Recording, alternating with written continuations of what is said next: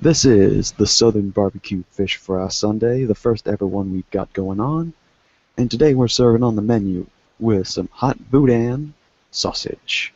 But also, we're going to have some Southern Baptist hymns playing, and to help us out with that, we're going to have BB King raised from the dead, and he's going to get the guitar and he's going to play these hymns for us just like any other Southern blues player would play. Though I don't know if he was from the South. All I know is we needed someone who was good at playing guitar, and he was the right person to call. So, let's get this started.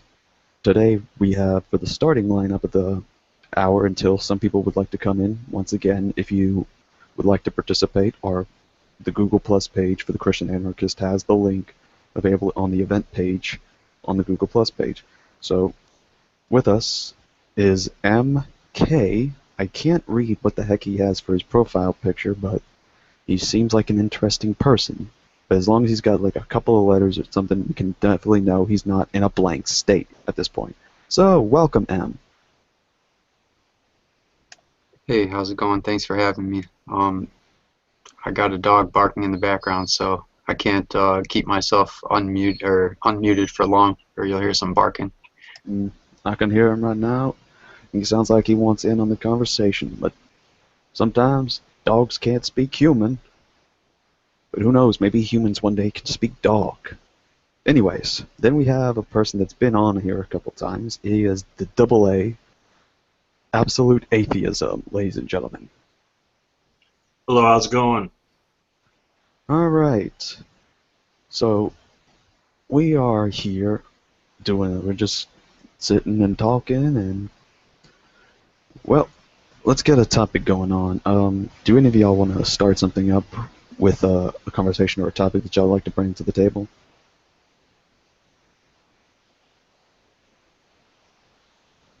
Um,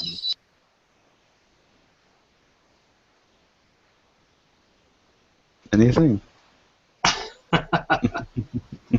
Put me on the spot. Come up with a topic. It can be about anything. Just don't ask who my real name is. All right, I got one. Unless you got something, I got something.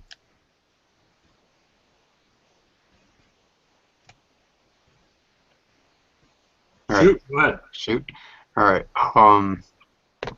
Uh, did Christian, did you go to church today? And if so, what was it about? Well, yeah, we went to church, and, well, I might say I just meant myself. I went to church, at my Southern Baptist church, which actually kind of, when I was there, it kind of gave me the idea for this, because I was actually enjoying a good Southern Thanksgiving dinner after the service. We had just all kinds of food, especially good old chicken and dumplings. And while we were in the sermon portion of it, we went over an interesting topic, because I'm a Calvinist, and one of the verses that we go to on this is Romans 8, besides that, among others. And there was actually I was in a hangout the other day, and there was a guy named Ned, also known as Negation P. And when him and G-Man were talking, they brought up 2 Samuel, or Negation brought up 2 Samuel chapter 12. And this was yesterday, keep in mind, and when I go to church, one of the passages we're reading over turns out to be 2 Samuel chapter 12, and it was starting with the same exact verse that Negation started with. I'm like, what the heck just happened here? And so once we went through that, then it goes over to Romans 8, and basically talking about the Christian and the election of the Christian and all kinds of stuff. I'm trying to find the verse, because for some reason I have this weird memory. If I look at something like flashbacks or something start coming back to me. Yes. So starting at 28, he's God works together for good to them that love God, to them who are called according to his purpose, for who he foreknew he also predestinate goes on with this, and basically it was about the church and all that kind of stuff. God loves the church, and that there's nothing that can separate us from Christ, which is later said, "For I am persuaded that neither death nor life, nor angels, nor principalities, nor powers, nor things present, nor things to come, will separate us from the love of God, which is in Christ Jesus our Lord." So it was a good service, and it was a tasty after service too, with the food as well.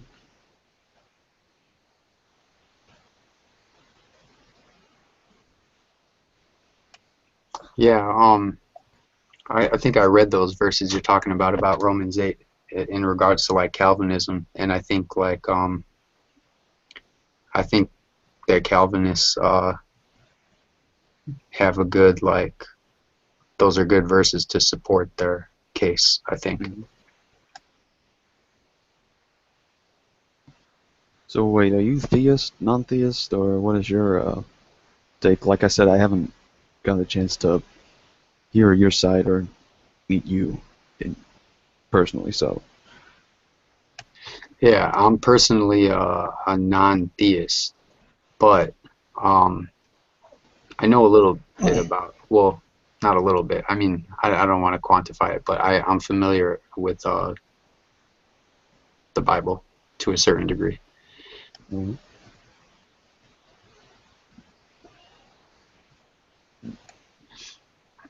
Alright.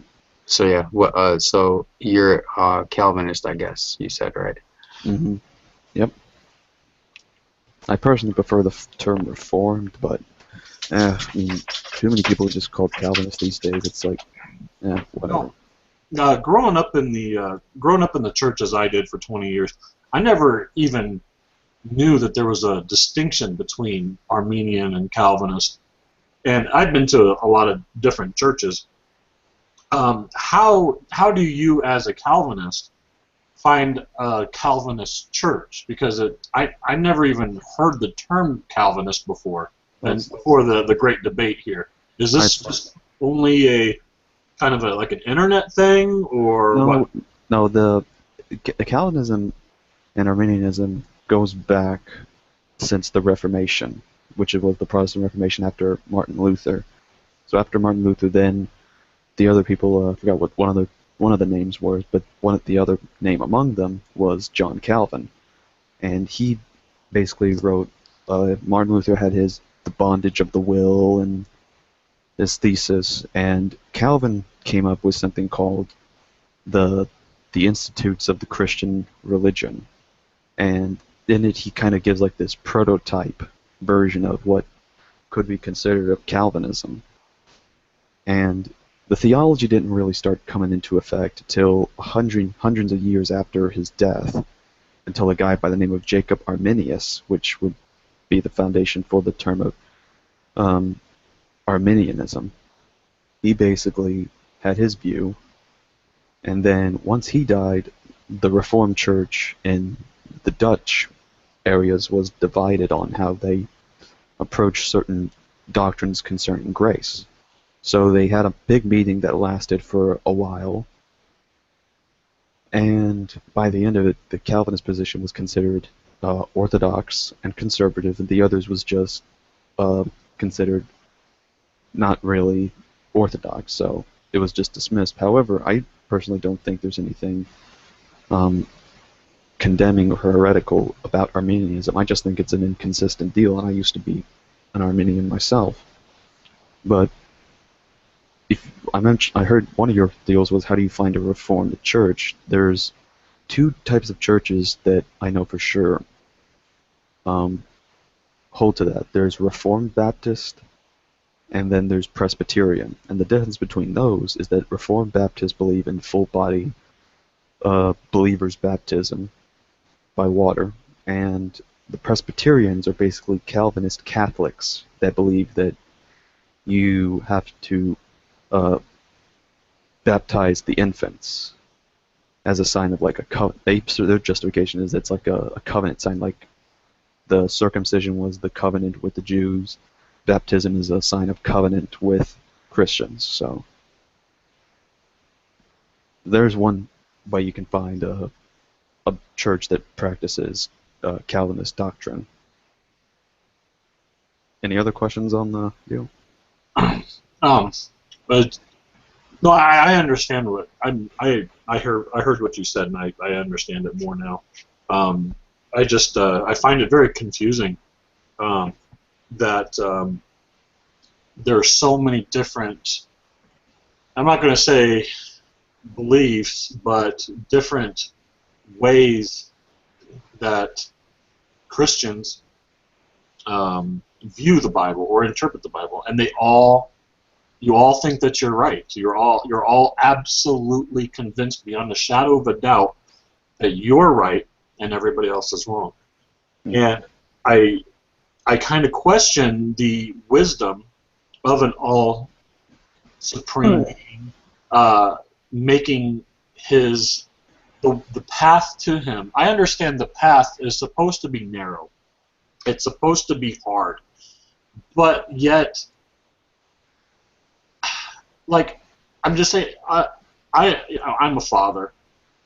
Mm-hmm. I would never make it so difficult on my children to come into my favor that I'd be like, okay, well, only 1 out of 5 of you are actually going to make it into my good graces.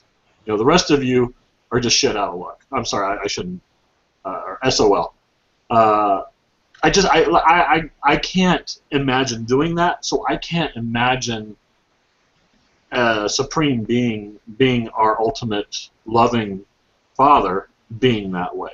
And maybe it's because I'm a human and I don't understand God, but that to me is actually preventing me from even looking to your side of the fence. That especially the Calvinists who believe that there are certain people who are destined to go to heaven and there are certain people destined to go to hell no matter what they do. They were created, born, raised simply to perish for no other reason but to perish. And man, I mean, that is just some like wacky, and that's just my opinion. I'm not saying you're wacky. My opinion, that is completely crazy. Right. That's the thing, I guess, also you'd say to you that's wacky based on the concept that it's God creating certain individuals for the purpose of wrath or for hellfire. And then at the same time you have some people that would take the same position with evolution, that they'd say that with the concept of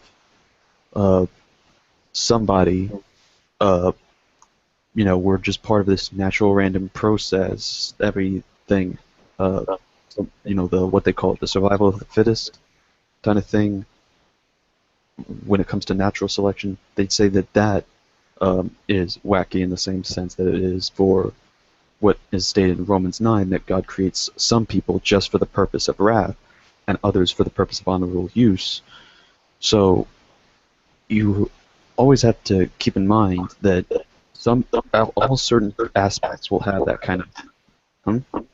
Well, see, if what you're talking about is predetermination, if predetermination is correct, then what is the point of original sin and salvation? I mean, if you have no choice in the matter, I mean, yes, you can always deny and walk away, I guess. I mean, what I'm saying is, what is the point of the whole story of original sin and the purpose of salvation if we don't have a choice in the matter and we're sent to heaven or hell that's already been predetermined?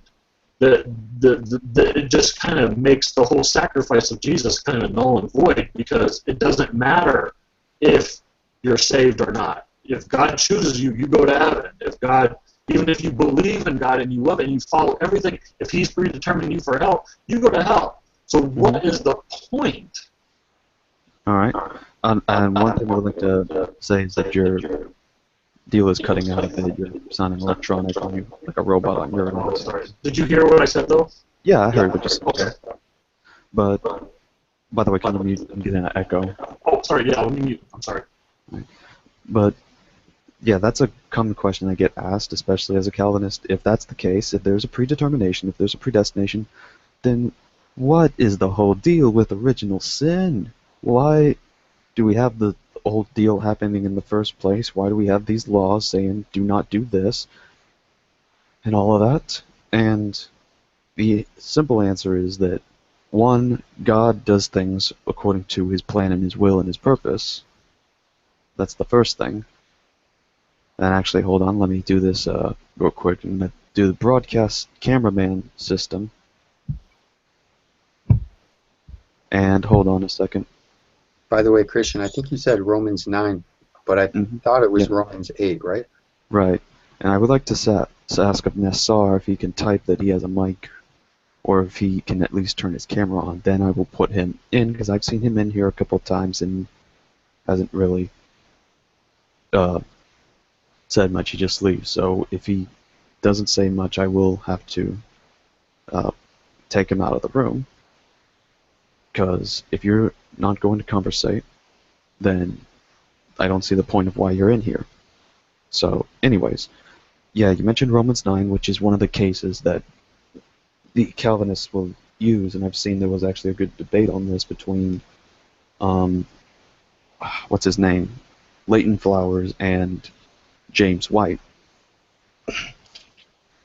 And in the whole concept of Romans 9, we see this part where, and I really wish Double A didn't leave yet, so I can get to him on this.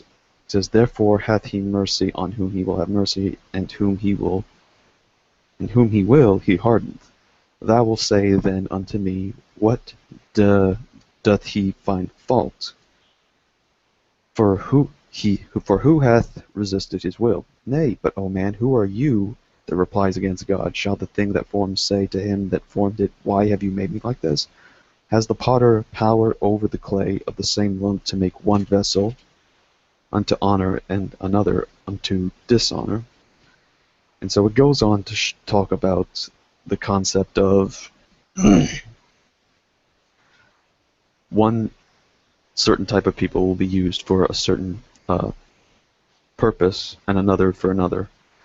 One is for the good, one is for the wicked things, one's for God's wrath, one is for his glory and justification. So there are several things within the passage that we need to take into consideration, and probably Romans 9 is the most hardest for any Christian to swallow, in my opinion. But Thanks. Yeah, you were right. It was Romans 9. My question is, why do you think that? Because in my opinion, those verses are like a clear, cut and dry, like all the way support Calvinism. So how are there people that don't support Calvinism, and what do they make of those verses then? Alright, so wait, repeat the question again. I was getting a message to invite someone into the room, so what? Yeah, no problem. How can a person that's Christian not support Calvinism after reading those verses? I don't know, that's an interesting thing. Like I say, you probably have to talk to people like Leighton Flowers and Dave Hunt and all these others that are in a different perspective on the topic of the Calvinism and Arminianism debate. Some think that the potter and the clay that's mentioned. Hold on a second, I'll be right back. Talk amongst yourselves. All right, no problem.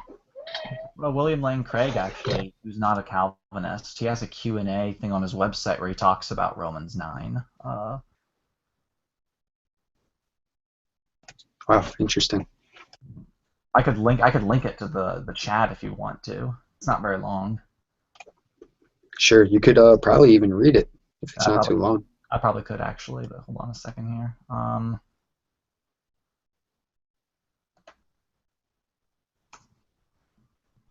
Let's see here. Where is it? Keep in mind it's a Q&A thing, so like, because on his website is these question of the week things where somebody writes in a question and then he gives a response to the question here. So yeah, basically some of the question is basically asking him, like, as a Molinist, like, how do you read Romans 9, basically? In a nutshell, that's the question here. Let's see here. He says, let's skip ahead here. Here, second, let's talk about Paul's doctrine of election in Romans 9. I want to share with you a perspective of Paul's teaching that I think you'll find very illuminating and encouraging. Typically, as a result of Reformed theology, we have a tendency to read Paul as narrowing down the scope of God's election to the very select few, and those not so chosen can't complain if God, in his sovereignty, overlooks them. I think this is a fundamental misreading of the chapter, which makes very little sense in the context of Paul's letter. Earlier in his letter, Paul addresses the question of what advantage there is to Jewish identity if one fails to live up to the demands of the law. Romans chapter 2, verse 17 through, or I think that's what he means. He says that although being Jewish has great advantages in being the recipients of God's revelatory oracles, nevertheless, being Jewish gives you no automatic claim to God's salvation. Instead, Paul asserts the radical and shocking claim that he is not a real Jew who is one outwardly, nor is true circumcision something external and physical. He is a Jew who is one inwardly, and real circumcision is of the heart, spiritual, and not literal. Paul held that no human being will be justified in God's sight by works of law. Rather, we hold that a man is justified by faith apart from works of law. That includes Gentiles as well as Jews. Or is God the God of Jews only? Is he not the God of Gentiles also? Yes, of Gentiles also, since God is one. Do you realize what is meant by Paul's Jewish contemporary? Do you realize what that meant to Paul's Jewish contemporaries? Gentile dogs who have faith in Christ may actually be more Jewish than ethnic Jews and go to the kingdom, while God's chosen people are shut out. Unthinkable, scandalous. Paul goes on to support his view by appeal to the example of none less than Abraham, the father of the Jewish nation. Abraham, Paul explains, was pronounced righteous by God before he received circumcision. The purpose, says Paul, was to make him the father of all who believe without being circumcised, i.e. the Gentiles, and who thus have righteousness reckoned to them, and likewise the father of the circumcised, who are not merely circumcised, note the qualification, but also follow the example of faith which our father Abraham had before he was circumcised, chapter 4, verses 11 through 12. This is explosive teaching. Paul begins chapter 9 by expressing his profound sorrow that ethnic Jews have missed God's salvation by rejecting their Messiah, i.e. Christ. But he says it's not as though God's word had failed. Rather, as we have already seen, not all who are descended from Israel belong to Israel, and not all are children of Abraham because they are his descendants. Being ethnically Jewish is not enough. Rather, one must be a child of the promise, and that, as we've seen, may include Gentiles and exclude Jews. The problematic, then, with Paul is wrestling is how God's chosen people, the Jews, could fail to obtain the promise of salvation, while Gentiles, who were regarded by Jews as unclean and execrable, I think that's what it says, could find salvation instead. Paul's answer is that God is sovereign. He can save whoever he wants, and no one can gainsay God. He has freedom to have mercy upon whomever he wills, even upon execrable, I hope I'm reading that word right, execrable Gentiles, and no one can complain of injustice on God's part. So, and this is the crucial point, who is it that God has chosen to save? The answer is those who have faith in Christ Jesus. As Paul writes in Galatians, which is a sort of abbreviated Romans, so you see that it is men of faith who are the sons of Abraham, Galatians chapter 3:7, Jew or Gentile, it doesn't matter. God has sovereignly chosen to save all those who trust in Christ Jesus for salvation. That's why Paul can go on in Romans 10 to say, there is no distinction between Jew and Greek. The same Lord is Lord of all and bestows his riches upon all who call upon him. For everyone who calls upon the name of the Lord will be saved. Reformed theology can make no sense at all of this wonderful universal call to salvation, whosoever will may come. Paul's burden then in Romans 9 is not to narrow the scope of God's election, but to broaden it. He wants to take in all who have faith in Christ Jesus, regardless of their ethnicity. Election then is first and foremost a corporate notion. God has chosen for himself a people, a corporate entity, and it is up to us, by our response to faith, whether or not we choose to be members of that corporate group destined to salvation.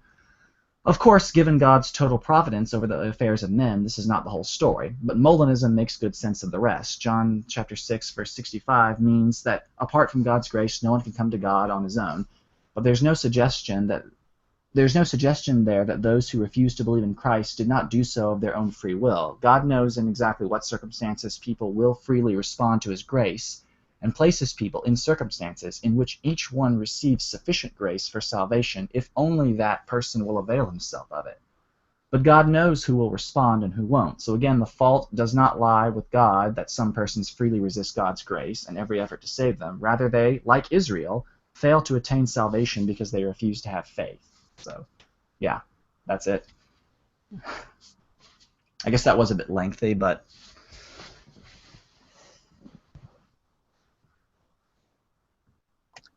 Yeah, thanks for reading. Mm-hmm. But yeah, like I say, there's a lot of different alternate interpretations that non-Calvinists have of Romans 9. I mean, even what's his name?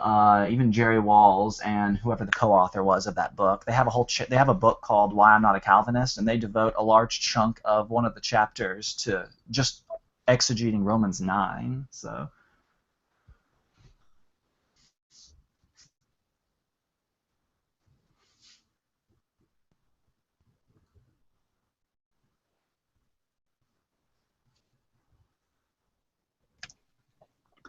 Yeah,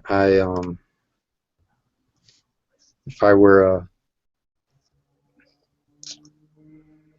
if I had to choose either between being Reformed slash Calvinistic or Calvinist. Calvinist, yeah. If I were to choose between that or Armenian,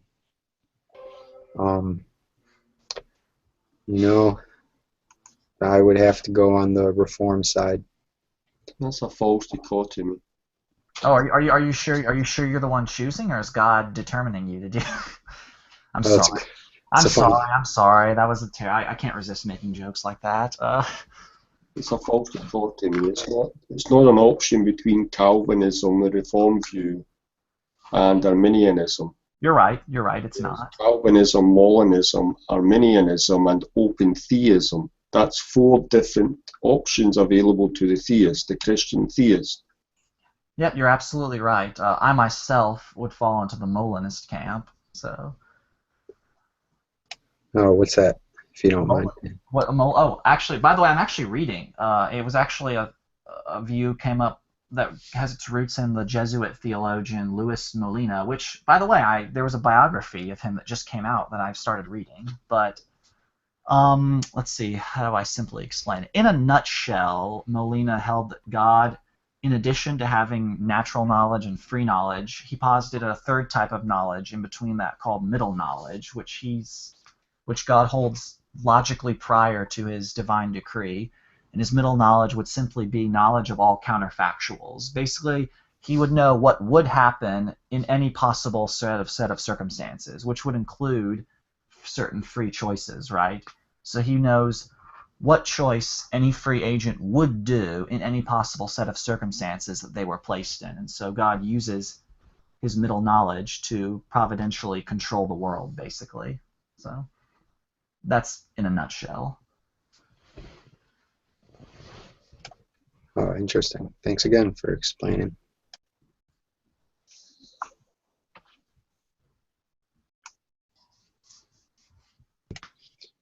Well, so what is that fourth open? How does open theist contrast with Reformed? Well, basically, because open theism would basically say that the future is partially open, that there are, especially when it comes to free choices, right? That there is no set fact of what a person will freely choose, and hence, since there's no set fact, God can't know the answer to it. So, because there is no actual answer to it. So basically, in a nutshell, it means that God does not. I want to say God does not exhaustively know the future, though, but I'm well aware that open theists will qualify that by saying that it's just that he does know the future. It's just that the future is open. The future is not entirely set, so to speak. So God just yeah, like Greg Boyd would be an open theist, and so would Richard Swinburne. So God, like the way they would phrase it is this: God knows what you might choose to do, but he doesn't know what you actually will choose to do, because supposedly they argue that would mean you aren't free, which I disagree with. But So God sort of has contingency plans, right? So like God, on this view, God can actually be surprised, basically. It's possible for you to surprise God on open theism. So basically controls the world by setting contingency plans. Like, okay, he thinks, well, let's see. If I place a certain individual, he might do this, he might choose that. If he chooses this and this set of actions happens, I will respond like this, like such and such. Or if he chooses this other action, I will simply do this and that. So, yeah, that's basically open theism.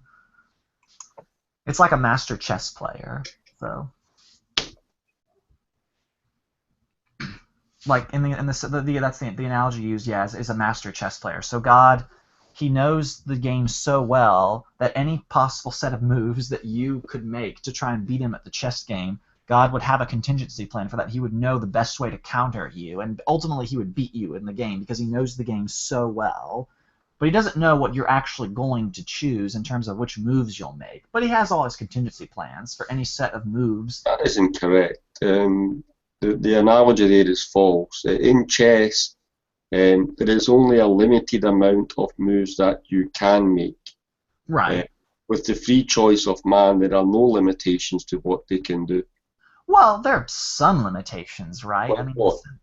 Well, in the sense that, like, I mean, I can't choose to suddenly jump 1,000 feet up in the air right now, right?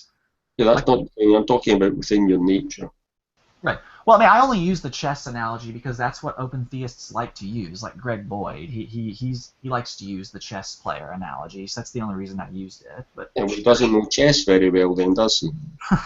well, sure, there are disanalogies though, but I think the point at least gets. I think it still gets the main point across about open theism, that of all the different choices one could make, God has a plan to, I guess, work with the choice or have his contingency plan to ultimately make sure that his ends are going to be met, despite that era of uncertainty.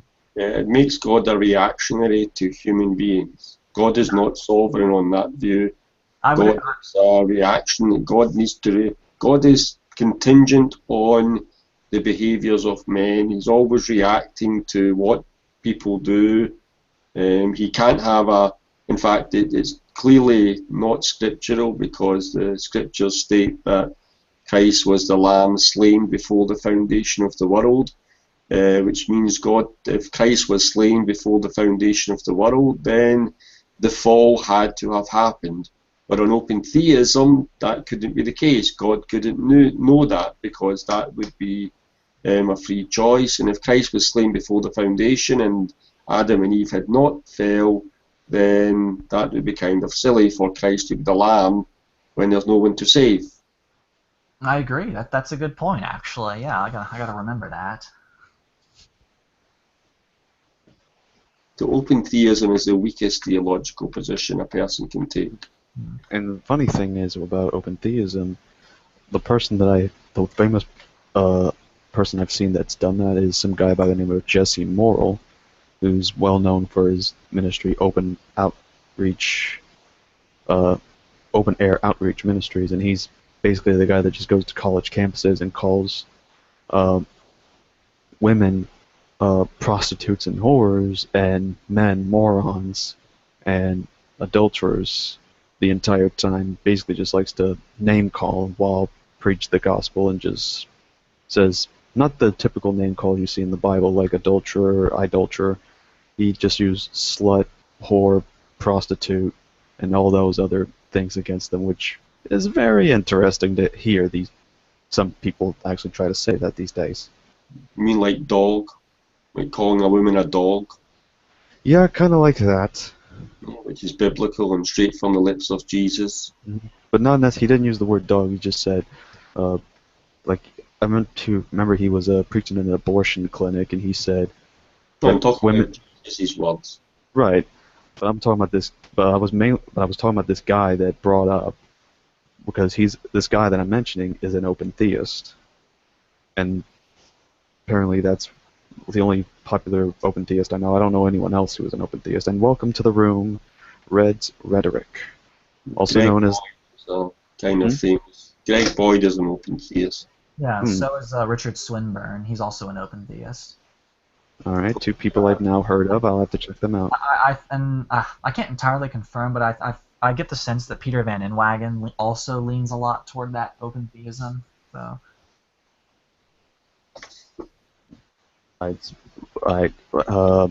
Hold on a second. Red, are you there? Yep.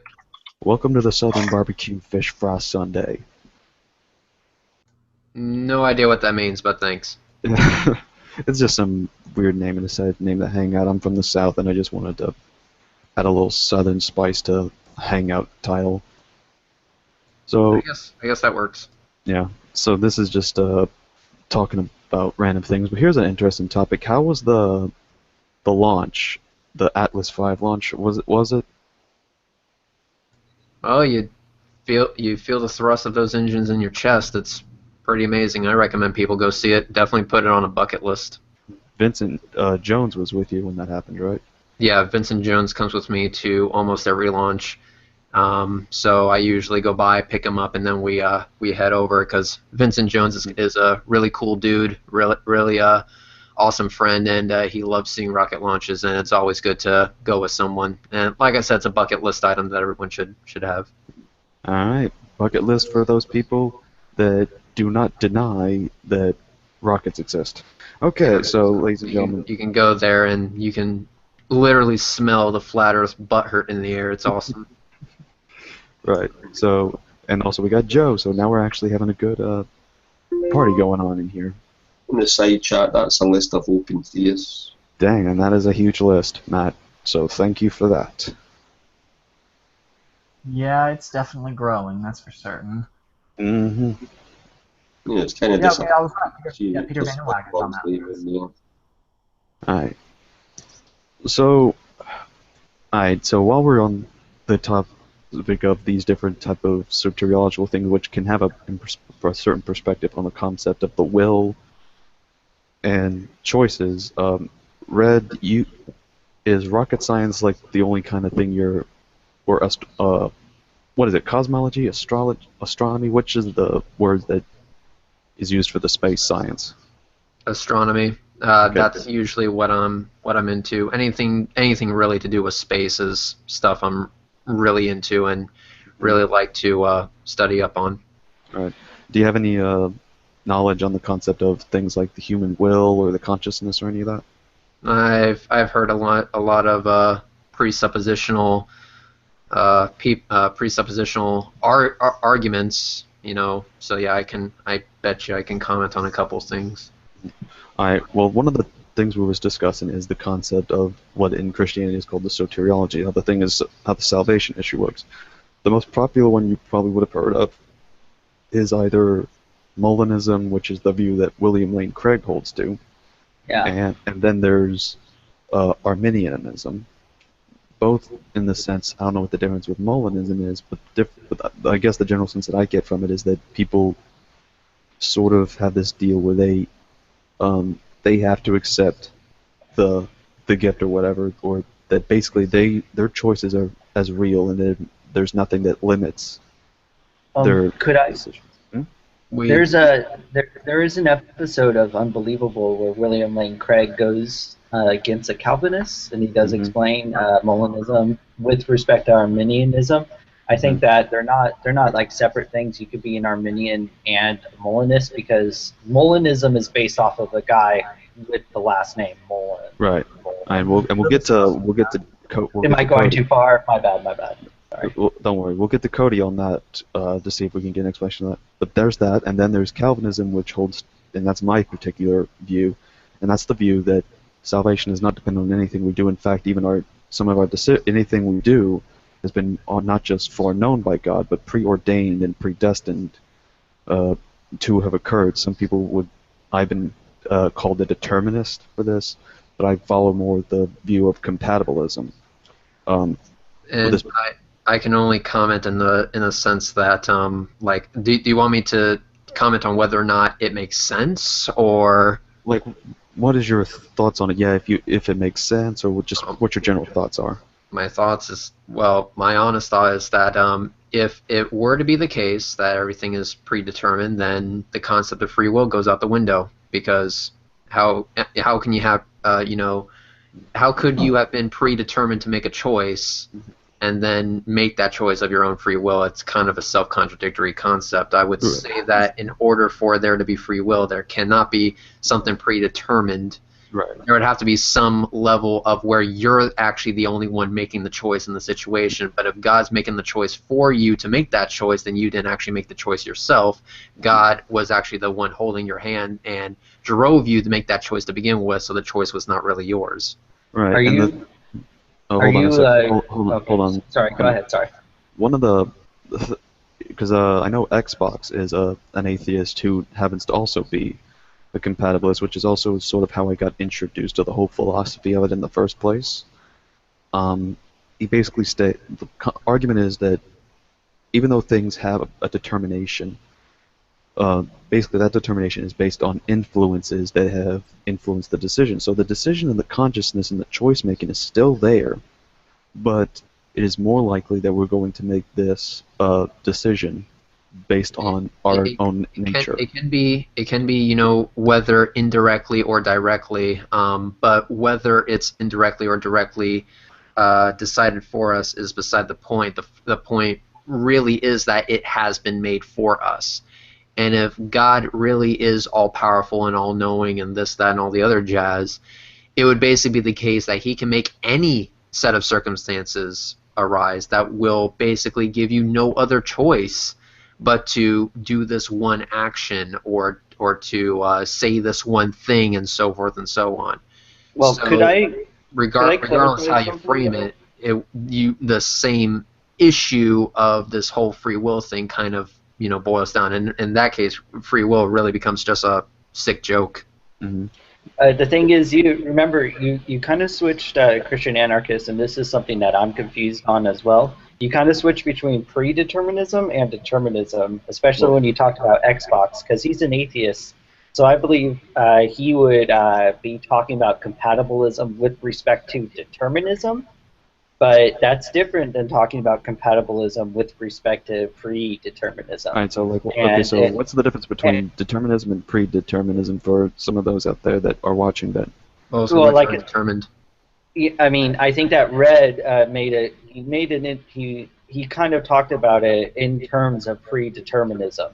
He was talking about how it's predetermined by God, but in determinism, it's not like it's not sourced to one ultimate end, which is God. It's just things are determined. Yeah, that's incorrect. On atheism, on atheism, determinism is sourced to the physical laws of the universe. Because we are on atheism or naturalism, all we are is atoms. We are just like anything else in the universe. We are no different than anything else in the universe, and everything is controlled and determined by the physical structure of the universe. So someone like Sean Carroll, cosmologist, he is a determinist. He will talk about the illusion. We think we have the illusion of having free will, but we don't. Sam Harris, a neuroscientist, is a hard determinist and an incompatibilist. And he's basing that on neuroscience. So they don't have God as the source of their determinism. Yeah, that's predeterminism. They just it's the same thing. Predeterminism is not the same as determinism. That was the point I was making. You are on atheist views of this. All your actions, all your words are predetermined by the physical state of the universe. There you go. Predetermined, I think, is where we get confusion. I mean, it just go ahead, Reds. Go ahead. It's determined prior to your actions. But we're jumping the gun here. I'm talking within the context of whatever belief structure that we're talking about. You know. Yeah, you were talking in the context of Calvinism, which does talk with predeterminism with respect to God. Exactly. So you know, in regards to Calvinism, you know, if the assertion is made that God did give us any sort of free will, but there is some sense of predetermination, you know, with that, then you would have to say that free will as a result would really be thrown out the window entirely. I would I would also say that of the conversations that I have had with people, for example, Shamos, something, whatever his name is, Shamos doesn't really have any solution to this issue, although he claims to. I haven't heard any yet. It would, I guess, it would depend on. You would have to ask him directly about that, though. So for there to be a requirement for a solution, there would have to be a problem. There is no problem on Calvinism. Calvinists would hard Calvinists would basically say free will does not exist. Everything is predetermined by God, by the sovereign will of God. Therefore, there is no issue there's no conflict there between everything being determined by God and what's other people want to call free will. One of them doesn't exist called free will. And on softer Calvinism, the free will that's talked about is trivial free will.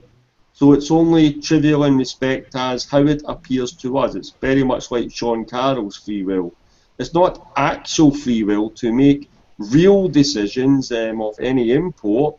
It's just basically within a limited sphere of nature, like say you're a reprobate, then God allows you freedom to act within that reprobate nature, but never allows you to act to take yourself from being a reprobate to one of the elect, and the same for the elect to a reprobate. That's been determined, and that's unchangeable. If it is asserted that it's not the type of free will that is really free, then I would see no issue with that. The issue is that Shamos actively says that there is 100% free will while still being deterministic, and I'm like, wait, hang on.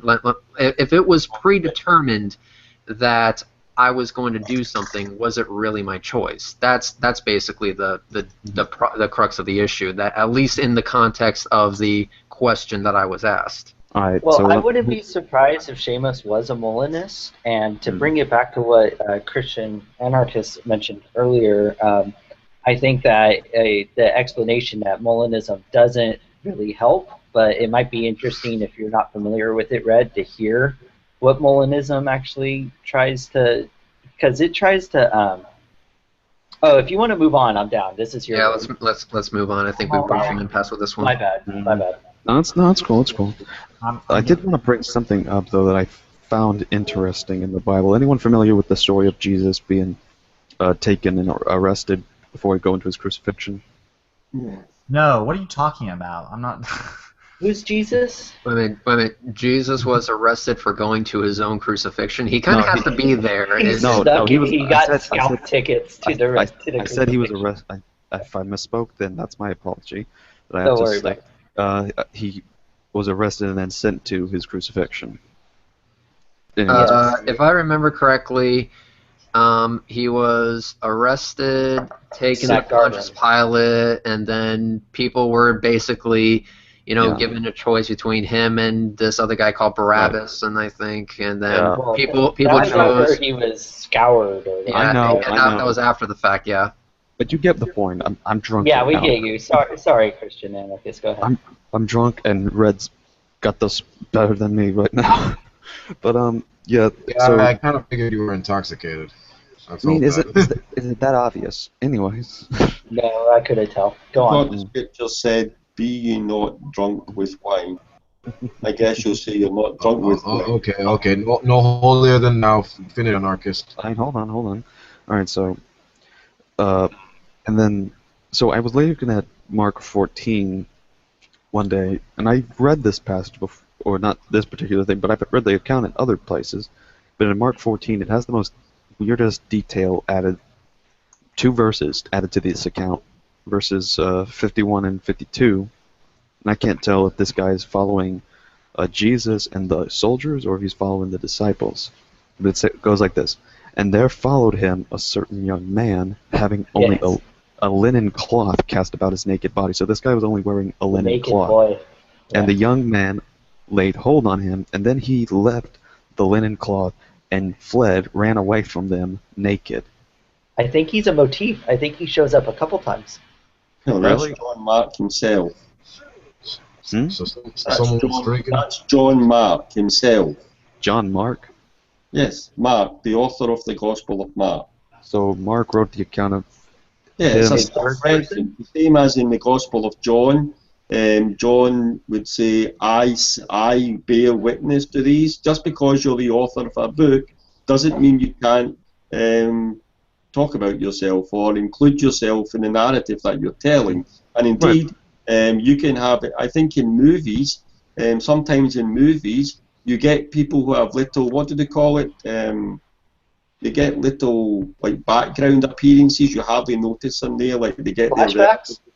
no, there's another term for it. I think it begins with S. Cameo roles. Cameo roles. Little cameo roles. I see. Yeah.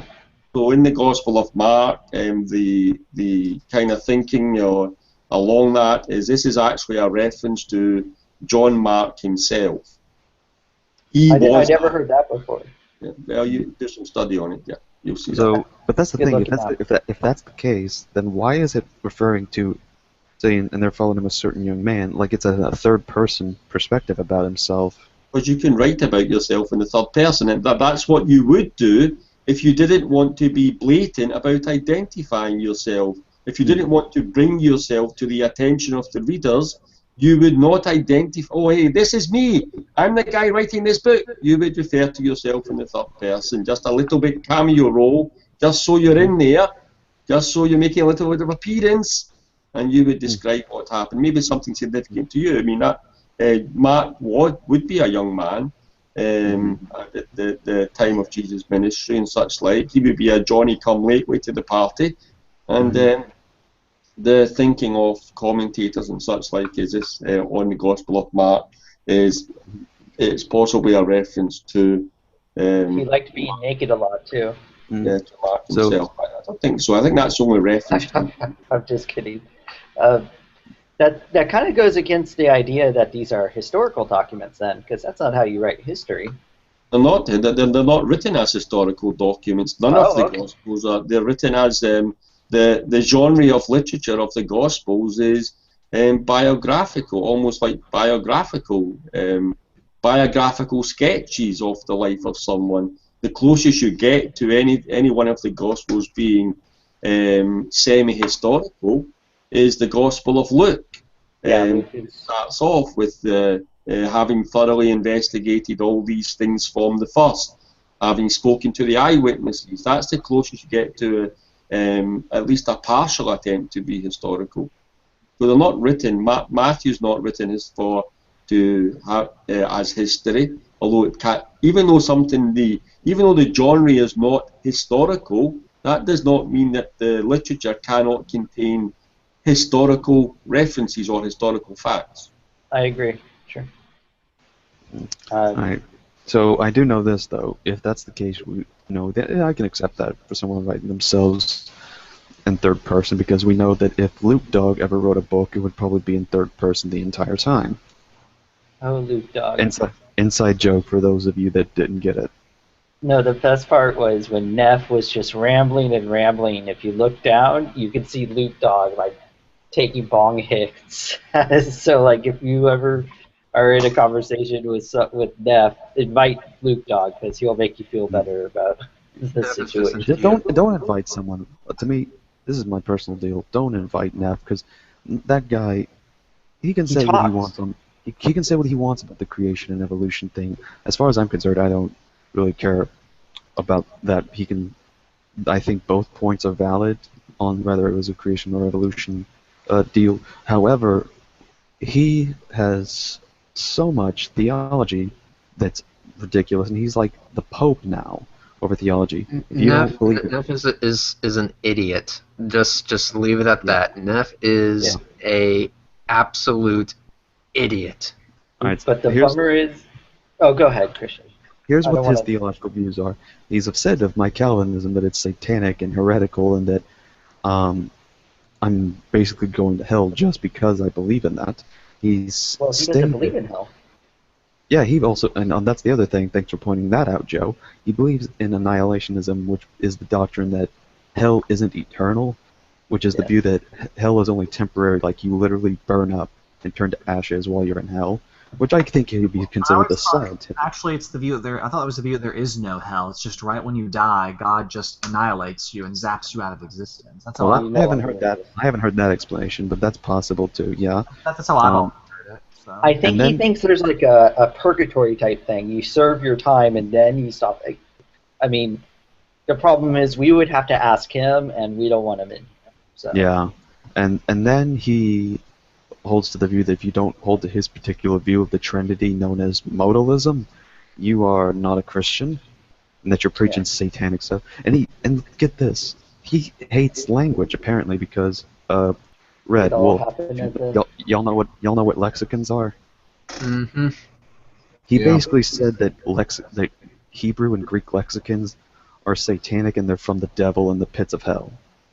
He only takes strong concordance from the pits of hell with that guy. Like I said, he is an idiot, and the less time you actually talk about him, the better.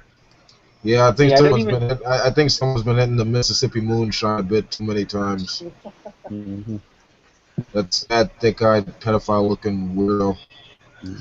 Yeah, that's one person that I wish there was some people on here that lived in the South. That's one person I wish wasn't in the South.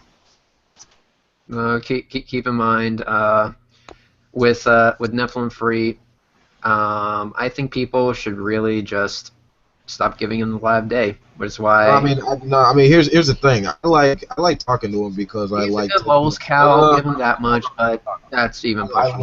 I love taking the piss out of him. That's the only fun part about actually talking to Neff. You could actually, you could basically berate him and destroy him, and it's like he'll take that and come back again. He doesn't hold a grudge. That's true. Yeah.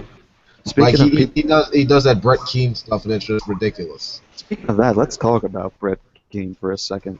Because is he still doing anything? I haven't been invited into a deal. He's still being He's still being a freaking whooping boy for DP. So there's that. I mean, it's really how bad do you want to go, and he will find a way to beat it. Right, because I've always wanted to question why he calls himself. Because this is the most generic thing I've ever heard of. He says, well, hi, I'm Brett Keane, and I'm a fellow God believer. I'm just going to go away and get some Mountain Dew and some Funyuns, so you guys just go talk. Brett Keane is not a God believer. He is an atheist pretending to be a God believer. Yeah, and I keep telling him. The only reason is because the atheist has stopped giving him so much money, and so now he's trying to scam the Christians, and so he's pretending to be a Christian so he can get some money. And there's a lot of screenshots where people have demonstrated this beyond a shadow of a doubt. And I'm basically saying Brett Keane is not in anyone's camp, and so I mean he's not Christian baggage. He's not atheist baggage. He's just a piece of crap. So I'm just gonna head out for a bit. So see you guys. All right, see you. So Wolf, do you have any of these? Do you know where we could get these like screenshot deals or these? You could probably check Encyclopedia Dramatica. It has a lot of info on Brett Keane's antics. He's a nefarious piece of shit. He likes recording people without their knowledge or consent, like doing that to churches. He even did that back to when he was an atheist. He's still doing it now. Well, and the only reason he's even calling himself a God believer was there was this one time he was going to run on his channel for Patreon money to get money for either his house or his daughter or whatever. And most of the people that basically gave him money were mostly Christians. So he changed his view. He called himself a God believer because he wanted more money from these people. So he basically would have converted to anything if it gave money. Like if he got money from Muslims, he'd be Muslim. If he got money from Buddhists, he'd be Buddhist. If Scientologist, he's a Scientologist. He has a background. He's a piece of shit. He's dishonest. If there's one thing that can get up top, and also he likes false flagging people too, like Skylar. Like what the hell? Wait, what? Yeah. Wait. He reported some of his videos because he happened to have his fat ass in it. Yeah. Major piece of shit. That's how he got kicked off like the first, several dozen times for violating terms of service. So wait, so he was flagging Skylar's videos because of copyright? Okay. He has a history of false flagging people as well. The most recent was Scholar Fiction, I think a month or so ago. But yeah, that was one of the major reasons why he was permanently banned from YouTube. Mm. He hasn't been around in a while. Right. So But he's not here. yeah. When I Probably for met the best. him, it was like a little bit over a month ago, and he's been nothing but like nice to me. So like I know he has a past. I've read the Encyclopedia Dramatica thing, but because he's been nothing but like he's been all right to me. Like I'm not agreeing with what Wolf is saying. I'm just gonna throw that out there. Give it enough time, dude. Give it enough time, and he will That's call what I've you. heard He too. will call you a piece of shit almost immediately. The same Yeah. thing. Did the same thing with almost everyone he's ever encountered. Yeah. I was just interested in like I haven't seen him in a bit. Which is what Christian Anarchist made me realize. He hasn't been hosting anything, and the last time I was in one of his hangouts was when Matt Slick was there, and Matt Slick didn't do too well against my resurrection argument, but that was a very tortured experience in general, and I don't know. I thought that since he had Matt Slick coming into his room more, he would actually be Brett Keane would be hosting more stuff, but he hasn't. All right. Hey, can I get us to play a little game here? What's that? All right. First, I need to check. MK, are you still alive? He said BRB a while ago. All right. So hold on. Let me get the deal open up.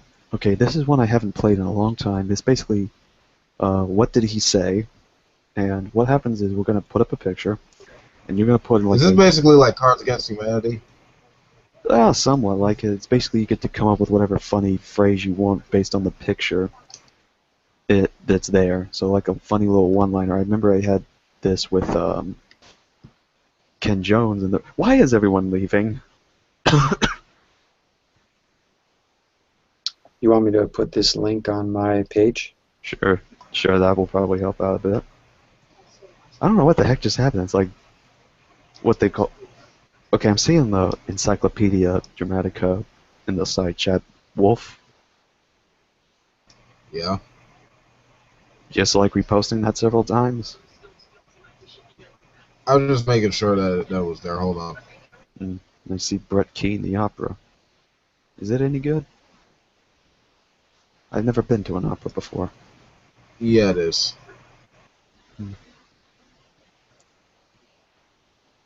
Interesting. Alright, so yeah, I'm seeing some interesting stuff on here, but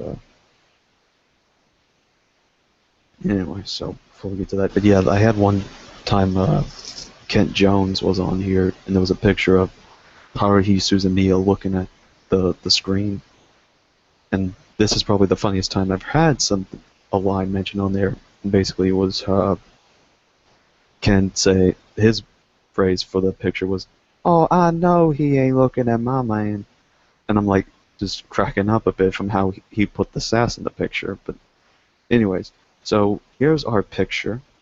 I'm gonna display it.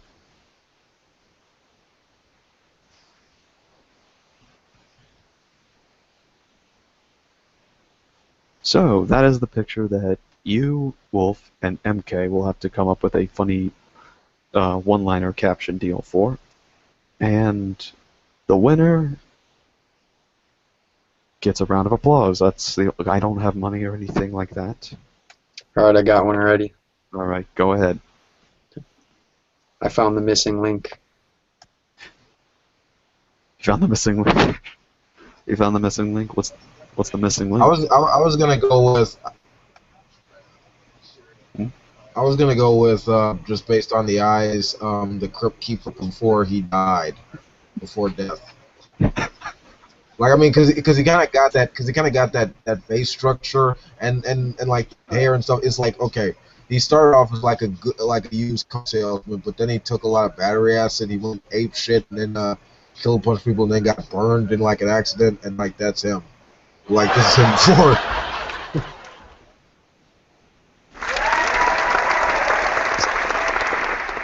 Alright, I'm sorry, I'm gonna have to give that one to Wolf because he also went into detail about how it happened. So, I've had this picture one time, and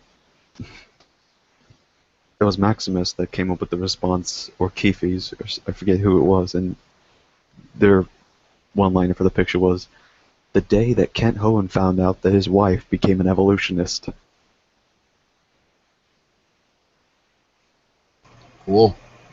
Mm-hmm. I laughed. I was just muted. Alright. Oh, and we have the Atheist Ranger. You're not the Atheist Ranger, you're the Green Ranger. Get it right! We got that movie coming up, and we can't have any more Michael Bay mess-ups. By the way, did you guys know that the Green Ranger is a born-again Christian, outspoken? I don't even give a damn. I do not even give a damn. I mean, to me, it's interesting. Where else am I drinking?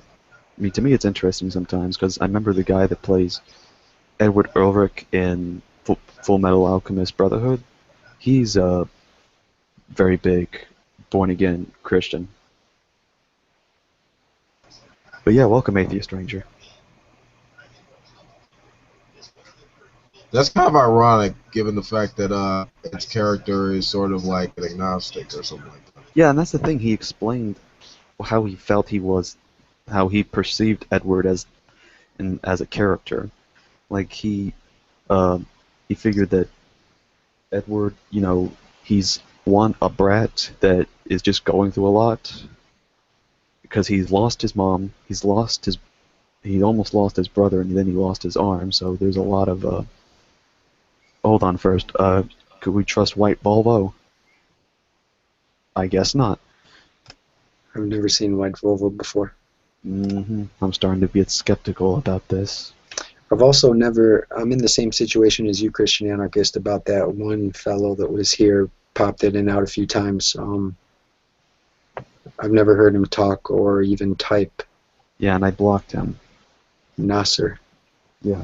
But yeah, going to the guy that talked about Edward Ulrich, so that was one of the things. And the other is that he honestly, the voice actor doesn't even think that Edward's actually an atheist or an agnostic. Like, when one of the things he uses to explain that is do you remember the episode where, I know this might be spoilers for some who haven't seen the show, but it's kind of like the beginning episode. But I mean, it's been out forever. I mean, right. You know, I mean, especially FMA Brotherhood. So yeah, but like, remember the episode where they meet the scientist and he has the daughter and the dog. Yeah. At some point, they mentioned things like with their ability to have science, with the knowledge that they're able to obtain, they can become like gods with learning and reaching that status of knowledge. Like, learning more, we can actually know what we're talking about when dealing with the universe. And at some point, whenever the girl is turned into the chimera that the professor had been working on, then at some point, Edward sort of slowly says to himself the following phrase: "We're not gods, we're just humans." So it's that point that the voice actor thinks that's like Edward slowly like realizing the reality of how humans are when it comes to the world, that we can't be as powerful or as helping as we can, so we're limited, and then we're just going to have to face with that reality, or else it'll crush us like it crushed them. That's weird. I thought it was more like a moral issue than a religious one. In that, okay, so he originally sought out, you know, attaining more knowledge about alchemy for like the betterment of people, and you know, through his experience, he made a few fuck ups, and as a result, he lost his family like almost completely, and you know, he set out with with good intentions, at least from his own perspective. When he caught up with that scientist, he assumed like dude was chill and that all of his research was sound, for the most part. He met his daughter and his dog and everything. It was all cool for the most part. And then when he got done with the Chimera, he had realized that he had actually used the daughter and the dog in composite to form the Chimera. And the fact that it actually knew Ed's name and Al and all that, and it was kind of disturbing at that time. Now, here's the thing. Now, yeah, he did learn. I feel like this was more of like like with knowledge and maturity comes like understanding like the consequences of what you do, rather than because here's the thing. I mean, he was just a dumb kid. I mean, sure, he was gifted, but he didn't know what the hell he was doing initially. The first time he did this. I mean, with that scientist guy, this guy was a legitimate piece of shit that knew what he was doing and used his daughter and his dog to actually make that thing.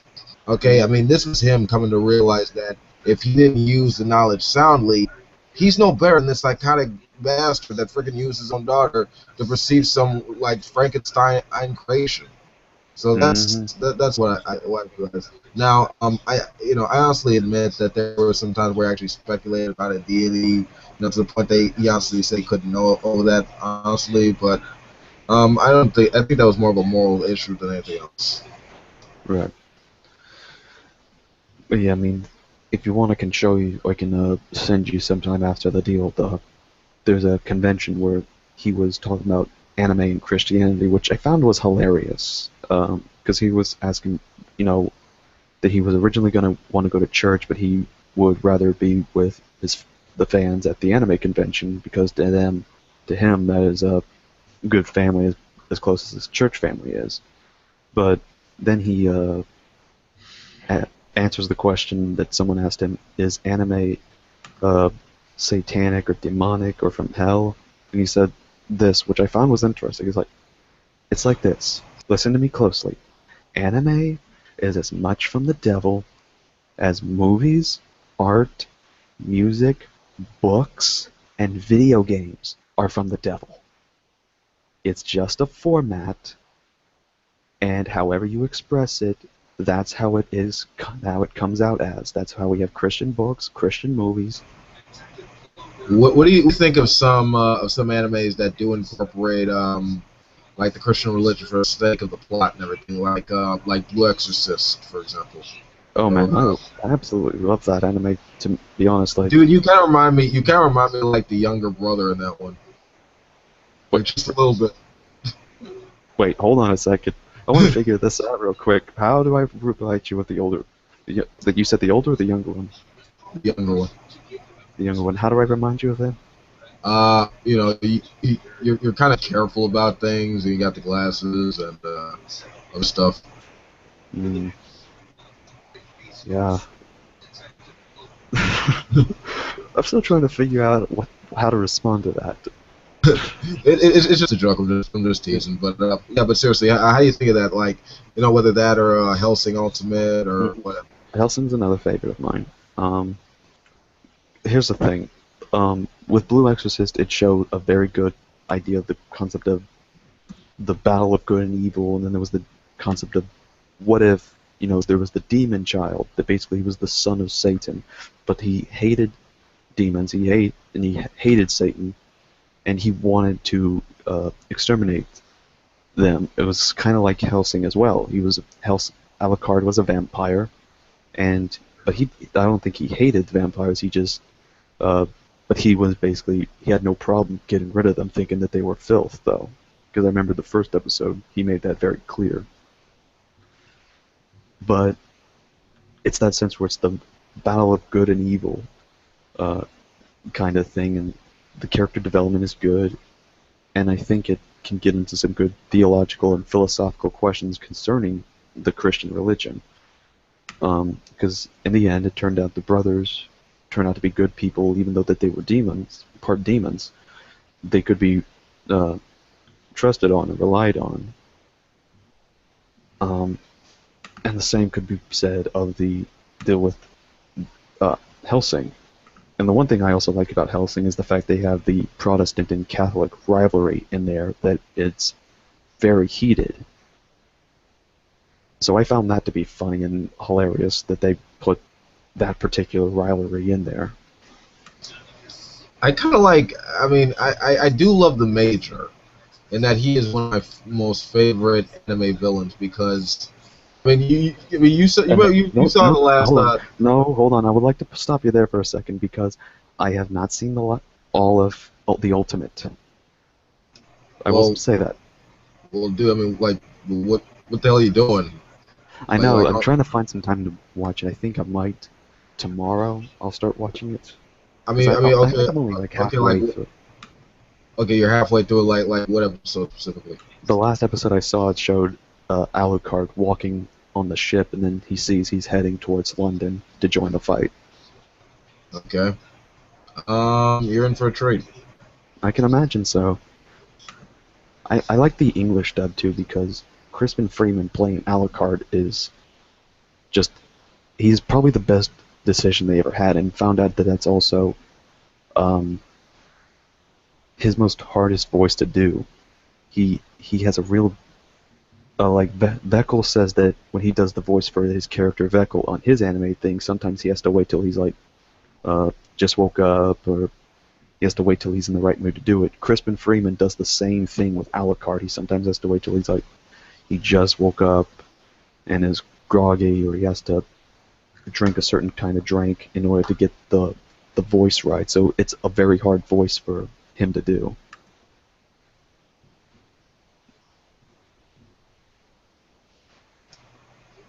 Well, yeah, because that's like, he's trying to do like that scary monster voice, and there's like, like it's very throaty and stuff like this, and also forceful, so I can imagine that. Mm-hmm.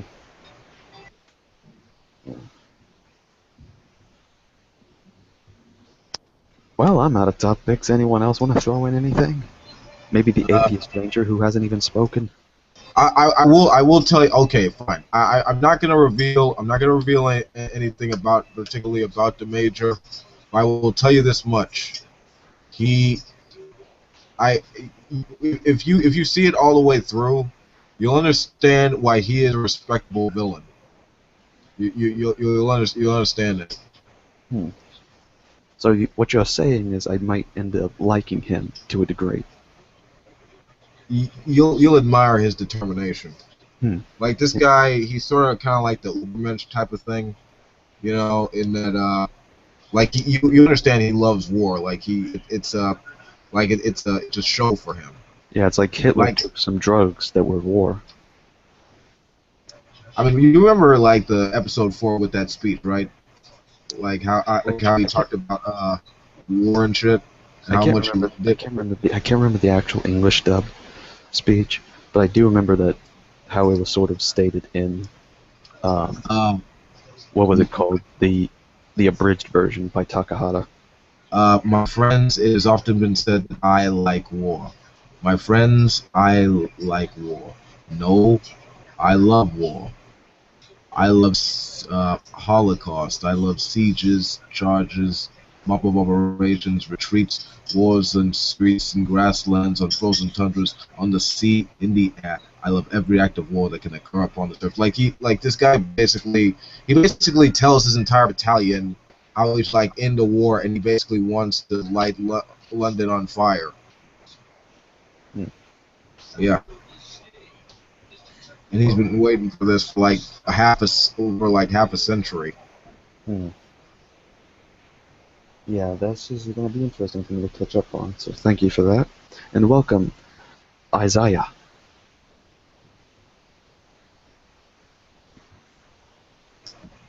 Isaiah is blank. Isaiah can't speak. Oh wait, hold on. Atheist Ranger just spoke. What's up, man? Oh, nothing. I was just gonna see if Isaiah was there. Hello? Hello. Okay, there we go. Oh, I'm doing something right now, but I can hear you. Hey, young G, how you living? That sounds kind of amped up when I said that. Because I like young G man or some shit. I saw a video where apparently G-Man was dancing in New York Square or wherever with Ken Jones and Veckel. Yep, like the three black dudes that think slavery is cool. Yeah. Yeah, I the don't know. three Black Stooges. Even though they have that position, I still like the guys and found the video funny. It was interesting. I told them either I'm gonna need to come up there or you guys have to come down here and we'll show you how a Southern hoedown is No, done. no. I saw that. No, but it's fine. It's fine. No, I know they're having fun. That's you know, But I hate them. it's like, here's one thing. There's specialties that need to be done with what you're going over. You can't just be an all-out specialist. Like, I admit that there are some areas I'm not good at. For example, I can't do much well with the argument for God's existence, as other apologists can do. Does that mean I'm not good to be a Christian? No. I focus on the King James only controversy with my knowledge over the history of the English Bible and the textual variants and all that kind of stuff, and like James White and Daniel B. Wallace. There's the Calvinist and Arminian debate. I'm sort of a moderate expert on that kind of deal. Then there's the concept of morality. Then there's the concept of, is Christianity beneficial and good for America, which is a debate I actually had with Wolf King on that one before. We almost lost. Yeah, I mean, I got a couple of critics in that one. I mean, it seemed for the most part that we were stating our positions, but for the most part we were agreeing with each other most of the time. Mm-hmm. Yeah. I mean, so it was kind of more like a conversation between friends than anything else. Yeah, sure. Yeah. I mean, I don't really like debates getting that heated. Like, I remember G-Man last night in Xbox's Hangout. I was talking to Ned, who I found out was an anti-theist, which I honestly dislike those kinds because I think that some of their positions that they hold to is very awkward compared to just the other kind of, just the regular atheist that thinks that there's some good that can at least come from it, while people that are anti-theist just don't think that there's any good to come from it, especially when it comes to books like Christopher Hitchens' God's Not Great and the other works. And I also noticed the Atheist Ranger pointed this out. God's not dead. Go ahead. God's not. I was just saying. Yeah, God's not dead too. Yeah. Yeah, God's Not Dead 2. Way to beat me to the punchline. God's Not Dead 2 is a movie that's going to be coming out. Instead of talking about science and philosophy, we are now dealing with social rights of saying anything about Christ or something like that. I like the first one because it had a good story, and at least it wasn't too full-blown, go creationist mode. Because I remember in the second round of the presentation, the kid sort of gives he says that theistic evolution can be a possibility, and says that evolution doesn't necessarily disprove God, which I found to be, this movie was already changed my view of how it was going to be. But it was a good movie overall to me, and I rather liked those. There are some moments where I think that it's over-exaggerating, but this I think is going to take the cake to say that it's over-exaggerating too much. When you have one person that said that they were going to destroy God, get rid of God and other things, so kind of like the Friedrich Nietzsche thing, like God is dead and we killed him kind of deal. Yeah, but so I was going to say, this second movie is like, they're trying to bring up something that's not even debatable in this country. I mean, even most Christians realize that, it's not right for them to shove their religion in public schools. Right. I mean, there are things that I think Christians can put within the schools. For example, the Golden Rule and other things have been put in schools. I know in elementary school, the Golden Rule was posted in certain classrooms of mine, and you can agree with that from a biblical or non-biblical perspective, even though it's the root of the Golden Rule sort of had a theistic origins. But it's still something that everyone can agree on, and it's really not that much of a problem as long as the verse ain't quoted in there, which it wasn't in the classroom. Okay, but like with the first movie, what it was like at college, right? Like supposedly portrayed at a college story. I mean, It was like a college professor that says if they wanted to proceed with the class and get the first grade, they're gonna have to write on their paper, "God is dead," because he quoted Friedrich Nietzsche and was getting into the philosophy. I mean, I feel like that's like promoting some like a form of propaganda, and that like you have to perceive like you know, like a college education or like some from a public university is like, you know, like apparently, you know, like the enemy of like your personal beliefs. Like you have to be wary of that stuff. And it's like that's, I mean, you know, that's not even the case at all. I mean, like people have their little clubs where they can talk about whatever the hell they want, but it's like, you know, that aside, it's basically just about like learning what you want to do with like your career or like your study or whatever. I mean, to say that there's some conspiracy is just, it's ridiculous. You're just perpetuating anti-intellectualism and stuff. I would like to point out that Skylar made a friendly video that I think even Veckel can actually like. Apparently, he showed the video of G-Man and Veckel and all them dancing, but Skylar put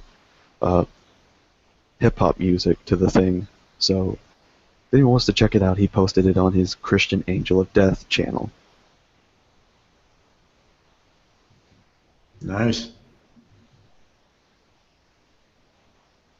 Alright, so I was going to say, oh yes, dang it, now I lost it again. Don't you hate those moments? Well, I have a topic. We're talking about... No, go ahead and do it. Yeah, go ahead, man. Well, so, you know, I was just on Facebook right now, and I read one of those trending things that they have on the right side of the screen, and I think it said that that like France bombed, you know, somewhere on the Islamic State or something like that, right? So basically, like, yeah. And, you know, the thought that just came to my mind is lately I've been thinking about the topic of world peace. And I think violence begets violence. It's going to be a never-ending cycle. I'm not saying that, obviously I'm not saying that I'm not saying that attacks are right. I'm just saying that responding by attacking is just going to keep the cycle going. Right. And here's the weird part about that attack. From what I thought or heard, this was because of what happened to Jihadi John, the guy that got killed by a U.S. airstrike.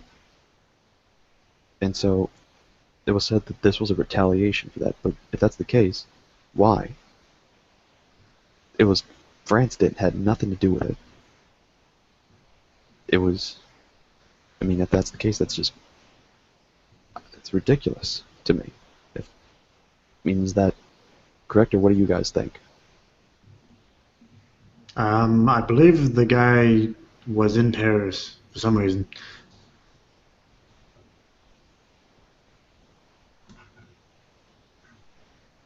Well, I mean, I think there were some American soldiers in Paris for some reason.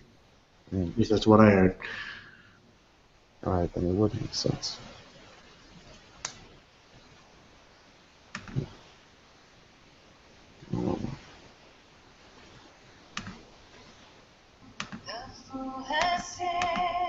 What was that? Oh, sorry, that was me. Sorry. Do you think this will get blocked or taken down? No, sorry, it won't. Let's see here.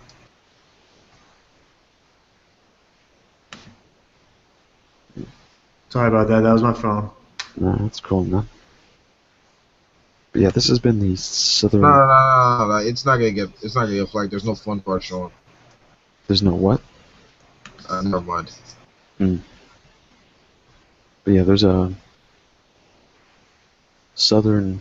This has been the Southern Barbecue Fish Fry Sunday, which is basically just a free topic day kind of thing. Hopefully, I'll keep having more of these. But I did mention in an update that, among several things, I'm gonna pull up my deal so I can get the schedule out. I have other shows in mind for this. Ask an Apologist will be every Friday. It's basically a Q&A of different questions to ask, and hopefully I can respond and answer to the best of my ability. Then there's the usual theological discussion, which is theology or Bible studies that will be held on Saturdays. And then, like today, we'll have the Southern Barbecue Fish Fry Sunday, which will be a free topic day. So make sure to, if you want, try to make sure you can make your appearance to show up for those particular days. And we'll see what happens. And the Atheist Ranger had to leave because his ride was here. But what kind of ride was it? Was it a white Volvo?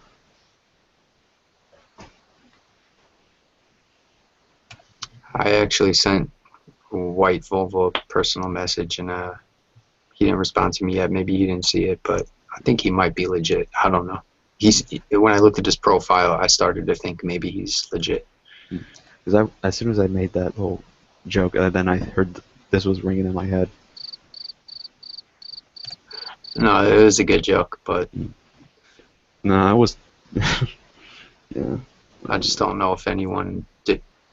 People would have had to been reading the side chat in order to get that, I think. Yeah. Yeah, that was my fault on that. So, I'm trying to figure what's a good topic to finish this one off for the night. Does anyone have anything before I try to come up with something?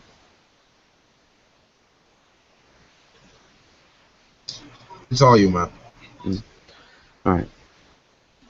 Okay, so people here, I assume, have heard of Johnny KZJ, the koala.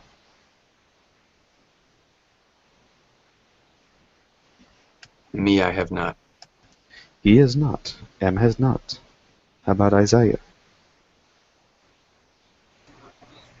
Isn't that koala dude that's crazy that you've been disagreeing with about, like, Calvinism and shit? Yeah, because he makes a ton of videos concerning all kinds of things involving Calvinism. Let me actually pull up his channel. And because he makes like 1 or 2 videos a day that has random titles of things that he just asserts on Calvinism that sometimes are even like rhetorical questions.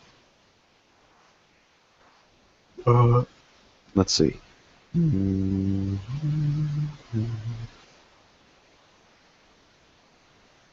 Okay, how dangerous can, here's the name of videos. How dangerous can Calvinists become once again? John Calvin versus Joel Osteen. Who's worse? Does total inability in this insult God? What else is there? Does Calvinism pervert the very nature and character of God? Do people choose to go to hell? Calvinists and Muslims both play the dirty game of compatibilism. He basically has said that to him, Calvinism is the same as Islam. But yeah, he's basically just made several, and you was in one of them, Wolf. I remember that one. It was, is Calvinism furthering the cause of atheism? So he makes like just a ton of videos on these a day. And welcome, Speckle. We're just about closing up shop at the Southern Barbecue Fish Fry Sunday. The subject we was going to end with was on just talking about Johnny. Oh, well, I have something to say. Alright, go ahead. And I like the picture you have of the France flag. That's Thank you. really Thank good. you. Let me clear my throat. Okay. I'm getting tired of focusing on secondary doctrines. Why don't we talk a lot more about Jesus? Why are we stuck on secondary doctrines the entire time we engage? What? I said, why are we stuck on secondary doctrines? You know, why aren't we focusing more on Jesus and how to live? Right. And why are we always stuck on secondary doctrines? Right. And that goes to everybody, you know. And I agree because, and the only reason why I only do this with Johnny is because he's the one that's making this a primary issue, and that's what's ridiculous. I'm trying to hopefully enlighten him that we don't have to fight about this. It can just be like, for example, me and you. We can worship well. I can worship with Cody, even though he's a Molinist. I can have that sense of worship because we're brothers and sisters in Christ, because we differentiate on certain doctrines that are secondary, they're not essentials. The essentials are things such as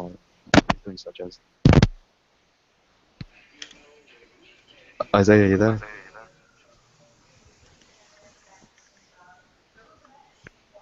I'm getting an echo every time I talk. Okay, never mind. I guess the thing got fixed. I muted you, Isaiah, just temporarily because of that. Yeah, I mean, don't take it personally or anything. But with the essentials are basically like the Trinity. What is the key to salvation? I think Arminians and Calvinists agreed with their concept of how the salvation essentially works to it. May be different, but essentially they all agree that it is by grace and faith that we are saved. So at least that is recognized, and we preach the gospel. So we agree on the essentials. It's just things like this are non-essentials, and we shouldn't be making a big deal out of it. But then you got Johnny saying that he wouldn't worship with a Calvinist just like he wouldn't worship with a Roman Catholic. Now, I may not worship with a Roman Catholic, but I can also say this. I can say this. I can at least learn from Roman Catholics, certain individuals like Maximus and Fiona Robertson. That I can guarantee you. However, there's just too many doctrines with them that I disagree on, that I find to be essential, but even still, I don't bash them or say, yeah, Roman Catholic idiots, or Roman Catholics may lead the way for atheism and satanic doctrine. I find a large amount of evangelicals don't understand Roman Catholicism. I mean, I hate to say this, but they don't understand, and they really don't understand Orthodoxy. Because Orthodoxy is even harder to nail. But and there's another person that has been hanging with Johnny named Preet, who used to be well known as the abortion type woman, that she was an abolitionist. She says that two things. She despises St. Augustine for bringing Gnosticism to the church, and she despises the doctrine of original sin, saying the founding church fathers didn't believe in it, the anti-Nicene church fathers didn't believe in it, and the doctrine of original sin was introduced by St. Augustine, so it's possible that it's a Gnostic idea that was not in the original doctrines of Christianity. yeah, that I would say that you need to look into, because I think original sin would be pretty aligned with the Bible. But I would say that how you treat somebody because of that, there's some things that Augustine's written that I raise my eyebrows and I go, Maximus calls himself an Augustinian, you know, and Augustine's had a humongous influence on both Catholics and evangelical Americans, absolutely. But I would say it's tough. I don't really like Augustine either. I think his mother's preferable, Saint Monica. Right. And I think Saint Monica understood that if you're a Christian, show people. And Augustine's like, I want to make it all highbrow and, you know, philosophical, which is great. But I do think Augustine had some dark sides that I am not willing to go. And Aquinas, both of them, where I'm not willing to agree with. Right. But original sin is in the Bible. I think it's a biblical idea. The loss of innocence. Maybe you two need to have a debate on that, because that would be a fair one to have, since y'all are both almost in the same. In the same camp, yeah. Yeah. So, but yeah, she uses things like, she quoted Augustine and other Nicene church fathers that said things she found to be sexist towards women, and she's like, These are men who Yeah. are sexist, misogynistic pigs, and therefore because of that, the doctrine should be. But that's in the refused. Bible too. I actually think that the Bronze Age is generally sexist, but that doesn't necessarily mean that I want that back. Well, there's It not. doesn't necessarily mean that there isn't good things. I look at the Bible as that we actually see progression through the Bible, and Right. But there is I am an egalitarian, by the way. and But there is a passage there is a video that was made against Cult of Dusty about this. That was from a Christian woman that had a master's in theology. Have you seen that one, Deidre? don't watch Cult of Dusty. No, it's not that. It is a video that was in response to Cult of Dusty, and it was from a Christian woman. Oh, I haven't seen that. I'll send it to you because she basically explains that the verses that Dusty uses that says, yeah, that's right, women, the Bible treats you like the lowest of the low, and she refutes him saying that the Bible doesn't do that. It treats women like high, especially one passage where it says that men are to treat women like Christ does for the church, where he would die for them. So it's like men should treat women with so much respect that if the chance was to arrive, they would have to give their lives up for them to defend them.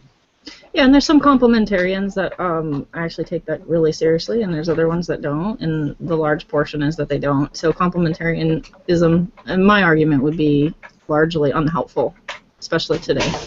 But I understand why people are, and if you can model complementarianism in the most healthy, beneficial way, and you love your wife as Christ loves the church, which is a humongous calling and a humongous yoke upon you, then more power to you. But most men, in my experience, no offense to the men in the room, but most men in my experience, and my husband does a good job as possible, but it's hard to meet that mark. I don't know.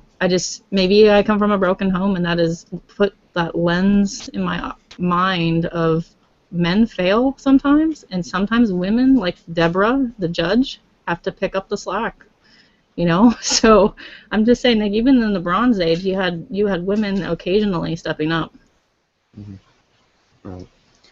And hold on, it is my favorite person in the world. It is Gus. Hey, how you doing, Gus? Hey, Christian, what's up, man? Not much. How you doing? Nice, got a Steizers hangout. Him and fucking Matt Bell are talking about how the only proper response to the Paris attacks and all the other attacks is just bomb everything, bomb them kill them everybody. all. Yep. Bomb them some more. Well, Paris already look, beat them there's somebody still alive over there. Quick, bomb them. Yeah, because that worked out in the past. Bomb the children and bomb everybody. My Lord. And Matt called me a sniveling coward, so Praise the Lord and pass the ammunition. used several words on him that weren't found in the King James Bible. Were they found in the ESV? No, the NIV, the not inspired version. That's right, the NIV. Bible written by dirty sinners for dirty sinners. I like NIV, I'm sorry. And part of it's because that's how I learned my Bible verses growing up. So. Hey, don't feel bad. I have an NIV too. No. I wish I had an IV. Instead of peace that passeth understanding, it says transcends. Come on, NIV says transcends. How awesome is that? That sounds really cool. Really hip. Totally. But anyways, we are about to close up shop here at the Southern Barbecue Fish Fry Sundays. All the hot Boudin sausages have been devoured by the guests that have showed up. And BB King has to say farewell. He has to go on to the afterlife where he belongs. But it was good to hear the jams, even though some of us were probably deaf secretly and we didn't know it, because I know I didn't hear anything. So I was a little disappointed, but I'm sure some people could probably hear it. Like, I don't know, Rob Beasley. But anyways. Rob Beasley's in the Lenny bin. Like, literally. He's what?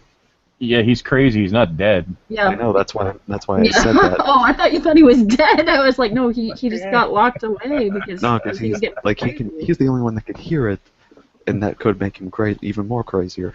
Oh, by the way, Rob Beasley has been in Christian's Hangout. He came in. I don't know why.